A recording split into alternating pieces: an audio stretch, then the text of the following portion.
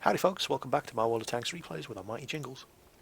We're back on the test server, taking a look at a lot of the tanks that I haven't actually been able to or justify buying on the live server. One of those is of course the T26E4 Super Pershing in premium tier 8 medium tank introduced in patch 7.5. And the reason why I couldn't really justify getting one is I already have a tier 8 premium medium tank and I have a tier 8 premium heavy tank. I've got two tier 8 moneymakers, one more than I actually need. Certainly don't need a third, and so I didn't have any plans to buy one of these tanks. However, you go on the test server, they give you 100 million credits and experience and 20,000 gold, and you may as well. So here it is on the test server. How much is one of these babies going to set you back? Well, we go to the store and we look at the American mediums. There it is, the Super Pershing, 7,200 gold purchase price, which is a bit of a bargain, because if you have a look at the American heavy tanks, there's the T34, well, that's 12,000 gold. Hold on, why is that more expensive than the Super Pershing? Well, because it's a heavy tank. So, it's just code and pixels. I mean, I mentioned this in my T34 review. It earns exactly the same money as the Super Pershing, so why pay nearly double the money? No reason whatsoever. This thing this thing actually has more armour than a T34, and it's a medium tank, and it earns the same money. It sounds like a no-brainer to me. If you're going to buy a tier 8 premium and the Type 59 isn't on sale, get yourself Super Pershing, because it's a pretty good damn tank. Now, obviously this is the first time I've ever played a Super Pershing here on the test server. I had watched a preview on Quickie Baby's World of Tanks channel when patch 7.5 came out, and I didn't really like the look of what I saw. But that was kind of deceptive, because Quickie Baby spent some time going up hills in his preview and moving through narrow city streets, so he didn't really have the opportunity to get up to full speed in this tank, and it gave the impression, and it's no fault of the review, it's just the map that he was on, but it gave the impression this was a really, really slow tank. And it is really, really slow going up hills, but it's surprisingly mobile in most other situations, because while it is quite heavy and it does only have a 500 horsepower engine, 500 horsepower engine driving a 51 ton tank isn't fantastic, but with its top speed of 38 kilometers per hour, it will reach that top speed going down even a relatively shallow incline. And while it takes a while to accelerate up to that top speed on the flat, it will get there. So yeah, it is big. Well, it's not big, but it certainly is heavy, with all that spaced armour welded onto the front of the thing. But it's quicker than you'd expect. 1450 hit points. Okay, let's have a look at other tier 8 medium tanks. What do we have? Where's my Panther 2? Exactly the same amount of health as a Panther 2, so pretty standard wodge of health. It can certainly take a couple of hits. Manoeuvrability isn't too bad. The hull traverse is 32 degrees per second. Again, deceptively agile for such a heavy tank. And the turret traverse not fantastic, however. 24 degrees per second. That's like heavy tank turret traverse speed. And again, it's because of all this extra weight bolted on the front of the turret in the shape of this spaced armour. So, is it really a brawling tank? Well, with a turret traverse like that, I would have to say no. However, the armour is absolutely phenomenal. It's 178mm at the front of the hull, and just look at all that armour plate, and you can see the gaps. All that spaced armour welded onto the front. It makes this thing ridiculously hard to penetrate. It's not just the thickness of it, look at the sloping. That is just really, really good. The sides and the rear, not so fantastic. 76 at the side, 51 at the rear. And it's the same deal on the turret, although the turret isn't as well armoured as the front. There's only one layer of spaced armour. It is a thicker layer, but there's only one of them, whereas there's 3 different layers of spaced armour on the front of the hull. So the armour at the front of the turret is only 102mm thick, but it's still not bad. and 76 at the sides, 76 at the rear. But there is some overlap on the sides with that spaced armour as well. So while the actual turret itself is only 76 on the sides, shots from the front aimed at the side of the turret still have a decent chance of hitting this spaced armour and just, being absorbed. What I've tended to find is that people will not, even though they can penetrate this spaced armour at the front, only 102mm thick, it still can eat some tier 6, tier 7 and tier 8 tank gun shots, and people try to aim above the spaced armour for this bit of the turret here, and they can penetrate that with certainly if you're at facehug range. That's where you want to be shooting the Super Pershing. I had a game on Fjords where I was dueling an IS-6, and I had problems penetrating him. It was mostly my fault. I wasn't really aiming at the right spots, but he didn't have any problems whatsoever putting shots through the front of the turret at the top here. So be aware of that when you're driving a Super Pershing and you start face-hugging an enemy tank. If they have any sense, this bit here is exactly where they're going to shoot you. They don't even need to aim for the commander's hatch. Just right here, they will penetrate you every time. If you're facing a particularly small tank, they're going to have problems actually elevating the gun far enough to get a clean shot at that, and it's likely to bounce. But a tank that can actually elevate its gun into a straight shot at this front of the turret and get over the front of the spaced armour, that's where you're going to have problems. View range, 380 metres, pretty good. Signal range, 745 metres, very, very good. How does it play? I'm trying to think of another tank to compare it to, and I suppose I have to say the Sherman Jumbo, but it's better than the Sherman Jumbo. It's kind of like a Type 59, although it certainly doesn't play like one. I'll say it's like a Type 59 in that Type 59 has very, very good frontal armour. It's pretty mobile, it's more mobile than this, but its gun is a bit average, and unfortunately that is the weak spot of the Super Pershing. It's the gun. The gun it's not a bad gun, it's just not very good. The rate of fire is okay, 7.32 rounds per minute.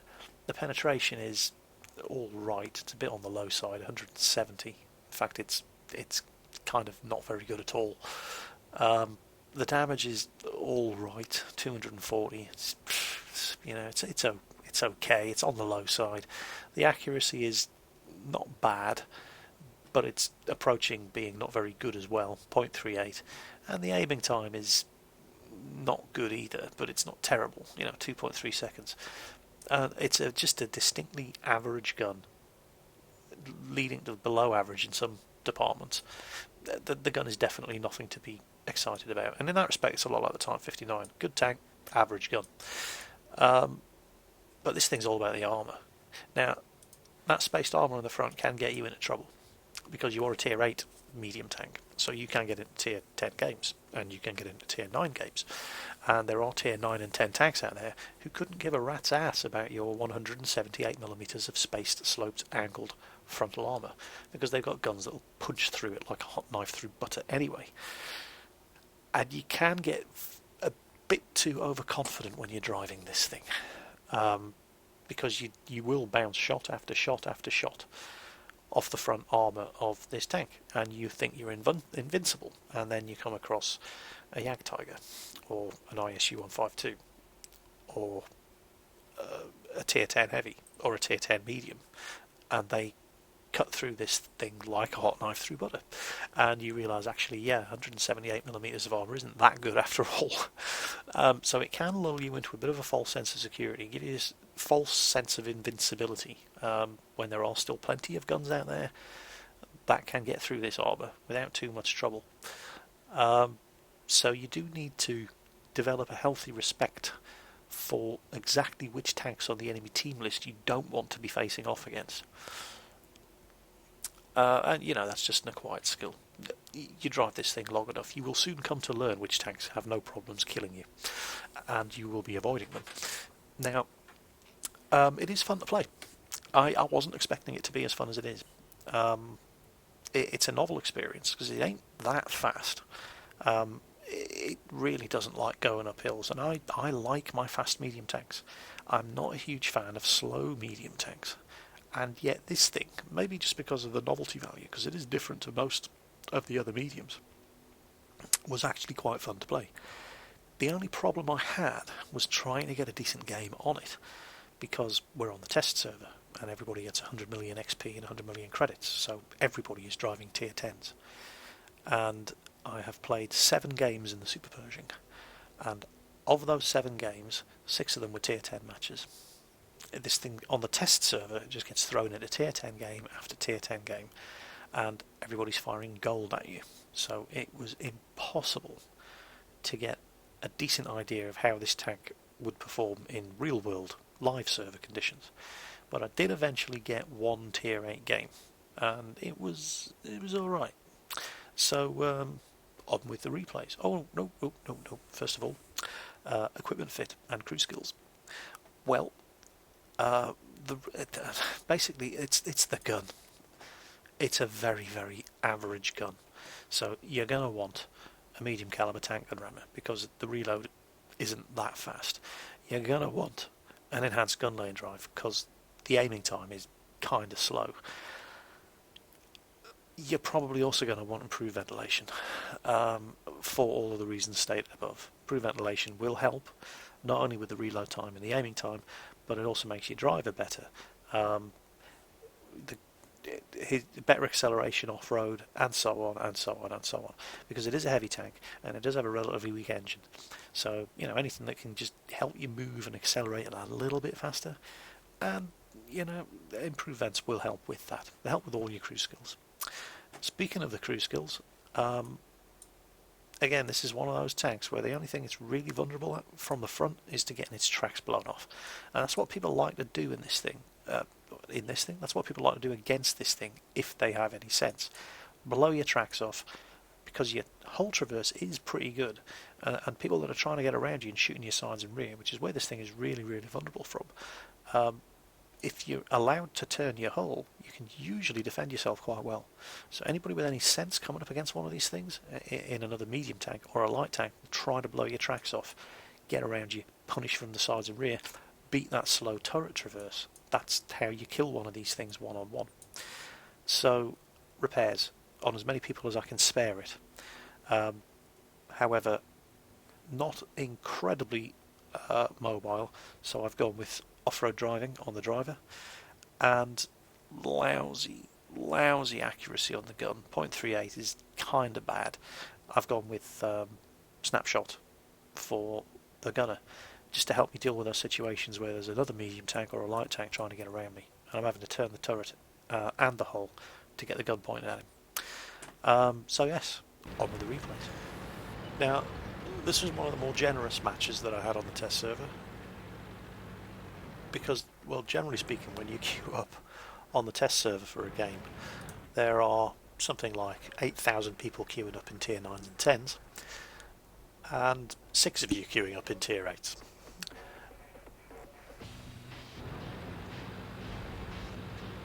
So as matchmaking goes, this was one of the more generous of the games that I got into.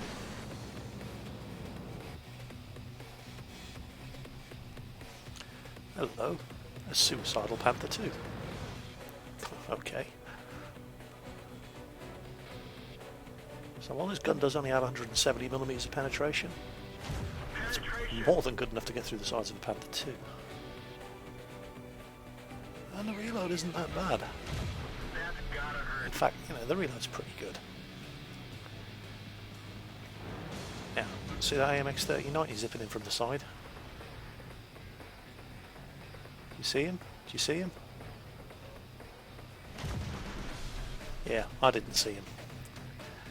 Luckily, this gun doesn't do that much damage.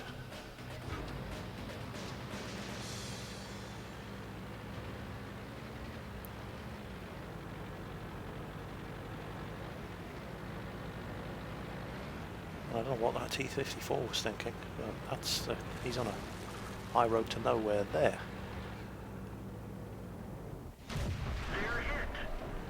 So finally hit him.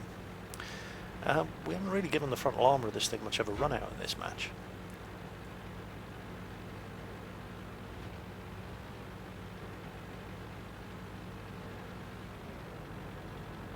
But this was a pretty evenly matched game. Oh, hello. Which way is he facing? Oh, ho, ho, ho. I'm trying to blow his tracks off. Punched right through their armor.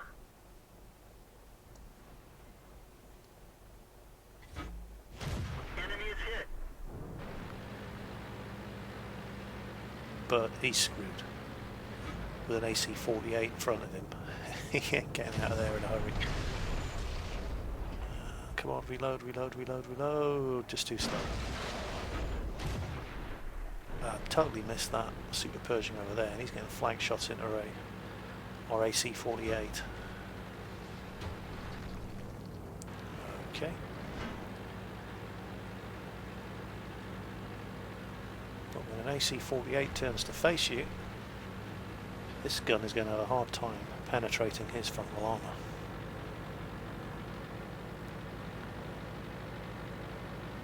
Yeah, you can see, you know, this thing isn't that slow on the straight, providing you're on level ground. I mean, it's no T54, it's not even a T44. But you can get a reasonable head of speed, despite all that extra weight from the armour. So I'm coming around behind this fella, where his armour is going to be practically useless. We get an unbelievable shot here. Oh, you've got to be kidding me. I get behind him and I still can't penetrate. Well, yeah, his days are numbered. There we go. IS-8 finishes him off. That frontal armour is good, but it ain't no match for the IS-8's gun.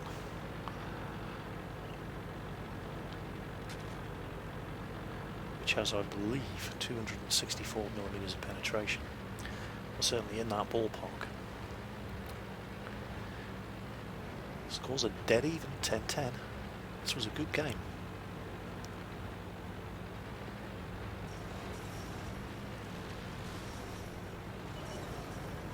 And hello, KV5.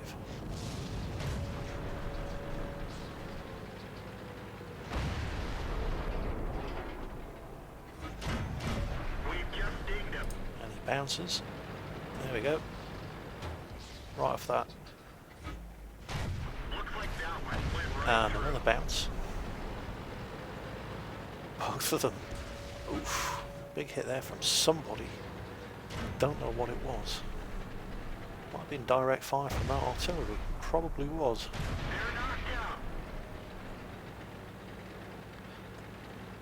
Now, it's tempting to go after artillery, but we're being capped. And I'm not sure I've got the speed to get back and do something about it. There Artie's going for our AMX, attempting to reset the cap, and okay, well there you go, situation taken out of my hands. Now, frontal armour of this thing is good, but it ain't good enough to take a hit. Boom! From a T95.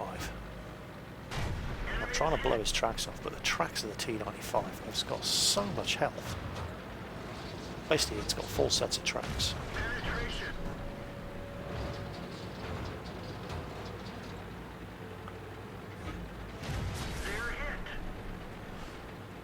And this is going to be a draw, and I just don't have the firepower to kill this fella. And there we go. So that one was a draw, but it wasn't a terrible game. 2 evenly matched teams, and I think the result, you know, it was a fair result. Both teams fought each other to a standstill, and it wasn't a terrible match. Still didn't really get much of an opportunity to show off the frontal armour of this thing. A couple of hits from a KV5's gun is really, you know, nothing special. Although most tier 8 mediums, the KV5 could have penetrated from the front. Not this thing. So let's have a look at another match. So out of 7 or 8 games played on the test server with this thing, this and my very first game, in which I really didn't have a clue how to play this tank, were the only 2 Tier 8 matches I got into. Time to roll out.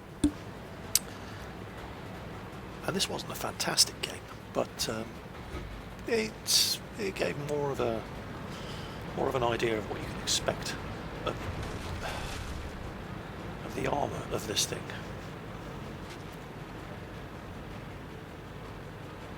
And T50-2 drivers are just as annoying on the test server as they are everywhere else. And then you see the speed. Now we got a little bit of a run up going down that slope, and we're up to 30 kph straight away. But this thing does slow down very, very fast when it starts going up hills. Here you'll see what I mean. And that speed is going to drop right down into single figures. There you go, 9 kilometers per hour going up this slope.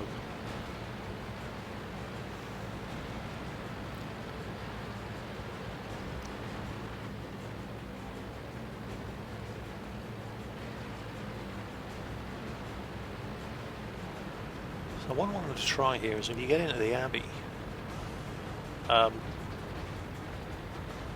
you can park yourself by the arches and have a clear view of the enemy cap circle. That's normally a very, very dangerous thing to do in any other tank. But the frontal armour on this thing might be worth the risk, certainly in a Tier 8 game. And hello. Penetration.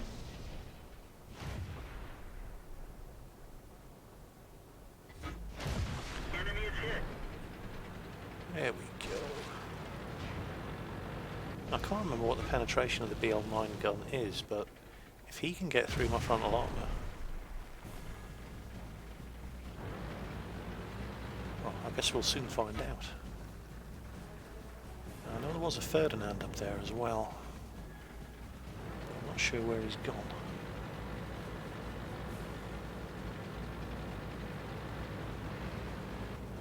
See if that IS-3's poking his nose out again. Alright, let's try and get through his frontal armour. Oh, yeah, blew his tracks off and did some damage. Gun just doesn't have a really good damage output there. But impressively, we can get through the frontal cheek armour of an IS-3 most of the time with this gun, which isn't bad. And then, whoa, what's going on behind us? Oh, okay.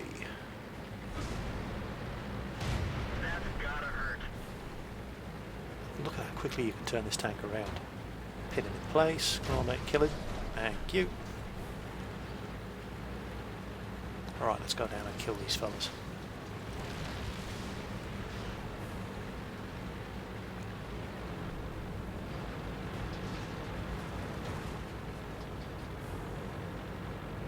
Enemy armor is destroyed.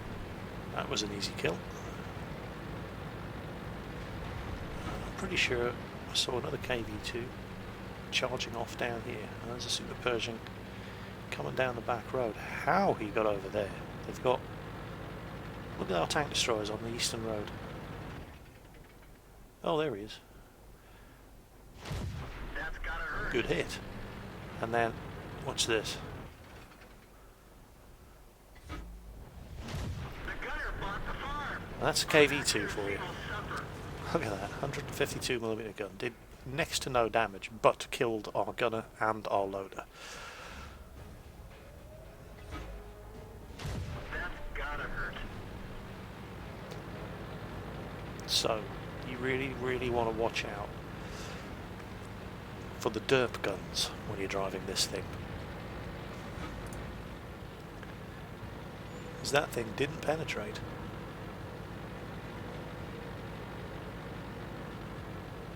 At least I don't think it did. It hit the spaced armour, went through, and it hit the gun mantle. I'd be amazed if that penetrated. Knowing the KV2's gun, that was just HE splash damage. Still good enough to kill 2 of our crew, even though it did minimal damage. If that had penetrated, that would have done a lot more damage. So HE splash is a significant threat to this thing. But you know what's a significant threat to a KV2? Gotcha. Me.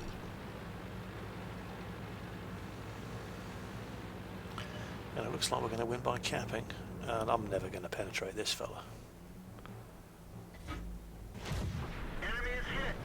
Nah, never going to get through that spaced armour at the front of his turret. Not with this gun.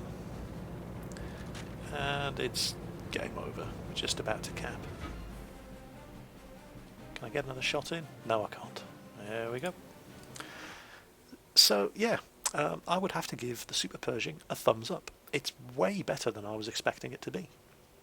It's got more armour at the front than any of the Tier 8 heavy tanks, and some of the Tier 9 heavy tanks.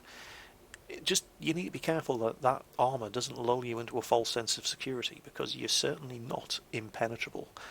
As you saw when you run into anything like a T95 or a T30 or a Jagdtiger, let alone the Tier 10 tank destroyers and heavy tanks, they will have no problems whatsoever getting through your armour. So, don't drive around thinking nobody can penetrate you from the front. They can. But a lot of tanks are going to have serious problems penetrating you from the front.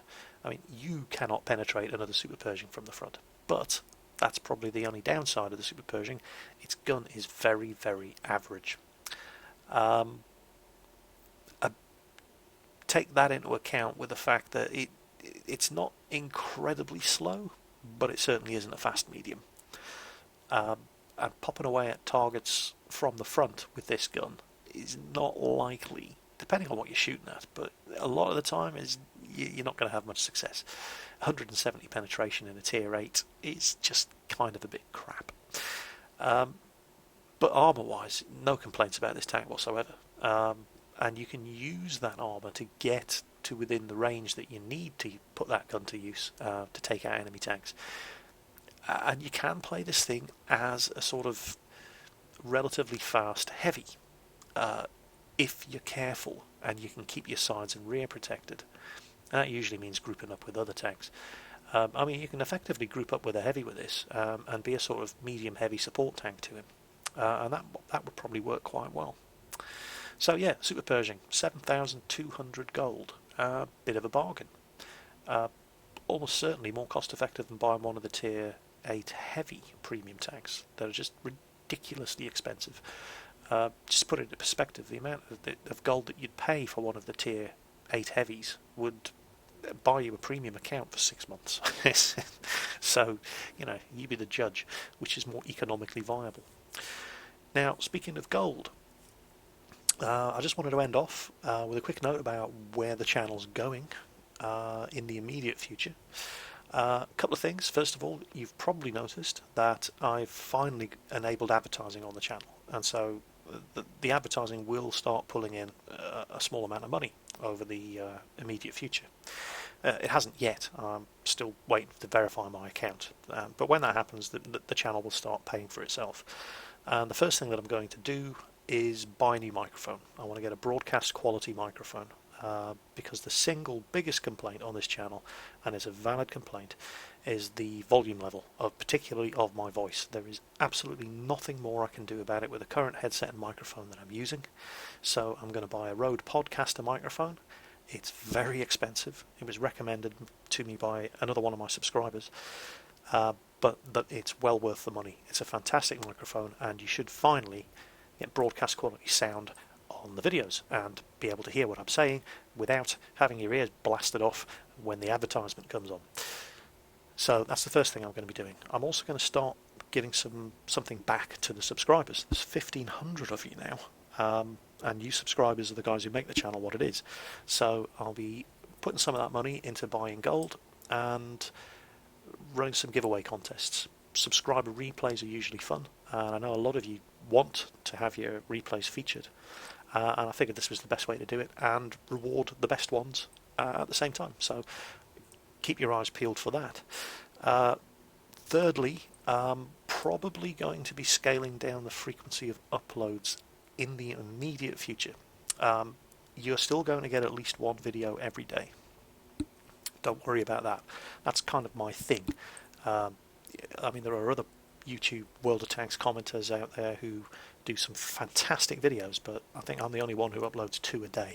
So that's pretty much, that's Jingles' thing, the frequency of the uploads. 2 a day is going to be hard for me to sustain in the immediate future because I don't just play World of Tanks. I'm also a World of Warcraft player, or I was. I've gone back to it. There's an expansion for World of Warcraft coming out as I look at my watch, 10 days from now. So I'm going to be playing a lot of that as well, which means I'm not going to be playing as much World of Tanks. So in the immediate future, you should probably expect I'll be scaling it back to 1 upload per day, but you're definitely going to get at least 1 upload per day. Don't worry about that. I'm still posting something every day for you guys to watch. I might just have to scale it back a little bit over the next month or 2, and then we'll see what happens from there on in. So there you go. That's what's happening. Advertising enabled, buying a proper microphone so that you guys can actually get a decent service. Subscriber replay contests, and I'll be thinking of other ways to give away gold. Possibly buying some new premium tanks that I couldn't really justify before.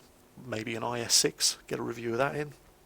And also scaling back on the frequency of the uploads over the course of the next 2 months, purely so I can satisfy my World of Warcraft habit. So that's what you can expect over the next month or 2. Anyway, I hope you enjoyed the Super Pershing review. I certainly enjoyed playing the tank. It's surprisingly good, a lot better than I was expecting it to be. Hope you enjoyed the review. Take care on the battlefield, and I'll catch you next time.